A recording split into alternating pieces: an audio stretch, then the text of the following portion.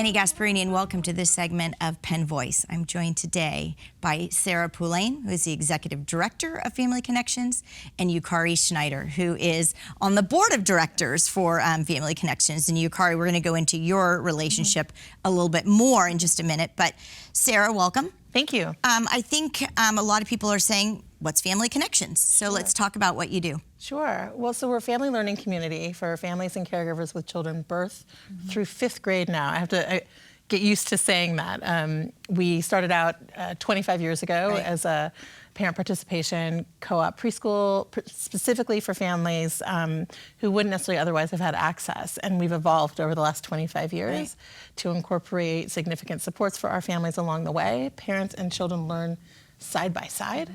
And are supported in ensuring their needs are met and that they're in a safe and stable community. For parents, it's an opportunity to access peer-to-peer learning and mentorship from people who live in similar circumstances and to be present with their children as they grow in some of the most formative years of their lives. And then about 5 years ago, we added Young Scholars, which takes our families graduating from our preschool programs and scaffolds them into the elementary school system with those same supports and continuing to support and help them really continue their path as leaders in their communities, as advocates for their children, and staying engaged as their children grow and learn and continuing to grow and learn alongside them. And what's the geographic area that you serve? Sure. Well, we serve residents of San Mateo County. Our sites currently are located, we have one site in Redwood City and we have 2 sites in East Menlo Park. All right, so we're going to go now to the not only are you on the policy side, which sitting as a board of director, but there was a reason why Family Connections was smart enough to say, please join our board of directors. So give us a little bit about your history with Family Connections. So my history is, as we are graduates of Family Connections, my son is, and we're very excited about that. But our journey kind of started 5 years ago when I moved here to from Maryland to California with a 6-week-old baby. And so the whole time I had this fear of isolation. You know, I'm a new mother, what am I gonna do? You know, postpartum depression, I know it's real, right? So I'm like, what am I gonna do to connect myself to the community? And so just kind of in the process of trying to reach out and look, I met a friend who just kept telling me about this incredible program called Family Connections. I go there multiple times a week, regularly. And the thing that stood out to me was she was like, yeah, we just learned about how to handle bullying. Like when my child is being bullied, what can we do?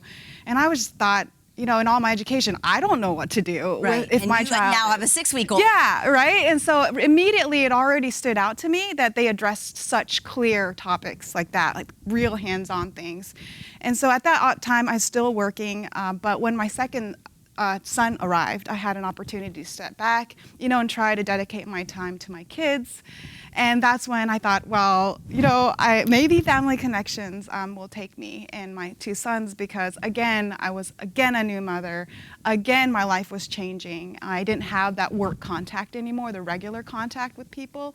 And so I reached out to Family Connections and they said I could come. And so it became our life for 3 years. So both your boys started as preschoolers? So actually infants. Infants? Infants, yeah. We started in the infant class and then moved up to preschool, and I think we did preschool 2 years, but you tend to follow the older child. Right. Yeah, so my younger son followed his older brother. And the way Sarah described it, then you're in the classroom learning and teaching with other parents and then of course with the professionals because each classroom is run by professionals. So tell us a little bit about the classroom structure. Sure. Well, so our classrooms each have one main teacher. And you would walk in and you would see what is like a typical, beautiful, high quality preschool environment. And the significant difference is there's like basically a 1-to-1 ratio of adults to children. So you're gonna see adults sitting at the little tables and playing Play-Doh with their children and talking about the activities and what they're doing. With the teacher there to support those connections and kind of help facilitate, but everybody pitches in, like everybody's involved. Oh, we're picking up each other's kids. You know, if they fall, one mom runs, and it's usually not the mother of the child or the father of the child, whoever's attending. We watch the kids together. So I would imagine there's more need than spaces. So how do you determine who's going to enter the program? Is it a fee-based or need-based program? So the amazing news is that all of our services are at no cost to the families we serve. And we have generous funders, donors, and strong grant relationships that allow us. And that was really the key of founding the organization, was that this is a thing that many people do have access to if they have the means to get it. For it. But not everybody has the means. Right. And the other piece is there's a significant time commitment that our families make to being with us. Yeah. And so what we found is we're lucky enough to have 3 sites and multiple classes running at each of those sites. So we really do our best. If somebody comes and one of the classes is full, we really do our best to see if it's at all possible for them to attend one of the other classes, or if, like in Yukari's case, you have 2 children and maybe they split the age groups a little bit. So, you know, you may have a 4-year-old and a 2-year-old. They could attend the pre-K class and bring a sibling, or attend the 0 to 3 class. So how do most families find out about Family Connections, and how do they get connected? No pun intended. Well, to Yukari's point, mine was word of mouth. Yeah, mine was word of mouth. I don't know. Yeah. No, I mean, I think that's a significant piece, as we've spent 25 years building a strong community of people who really believe in what we're doing and are engaged in it, and they tell their friends. Yeah.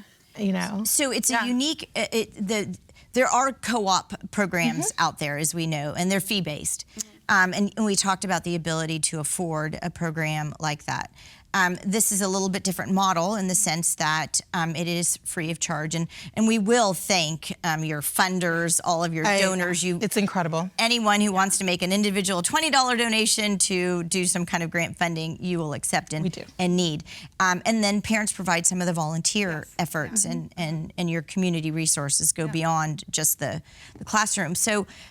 But how can we ensure that we've got more programs like this? How do we scale Family Connections in our community? Well, I can start. Yeah, you start. Yeah, okay. I think what's amazing about what we're doing is we can do it anywhere. Right.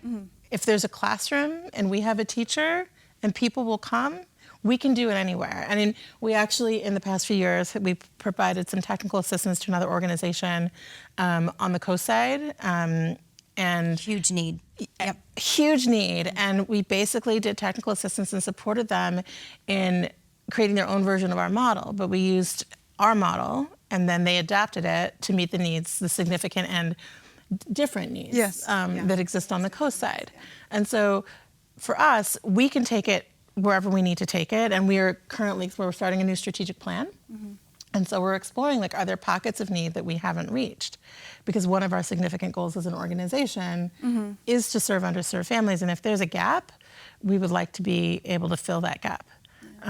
So it's a couple of things. Yeah, I think awareness plays a big role, because I think as people who have, say, taken a step back from their professional lives, whatever it is, to take care of the younger children, we have aunts and uncles, we have grandparents, we have mothers, we have fathers that attend.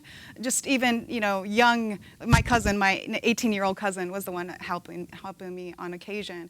But we kind of see, when we have our young children, we have this time dedicated to them, and we think, okay, so many resources has already been dedicated for me to focus on my children, so it's kind of my journey, my lonely journey. And, because I'm doing this, I'm on my own. Right. When that's not true at all, right? There's other people on that same lonely journey of, comforting children, meeting their every need.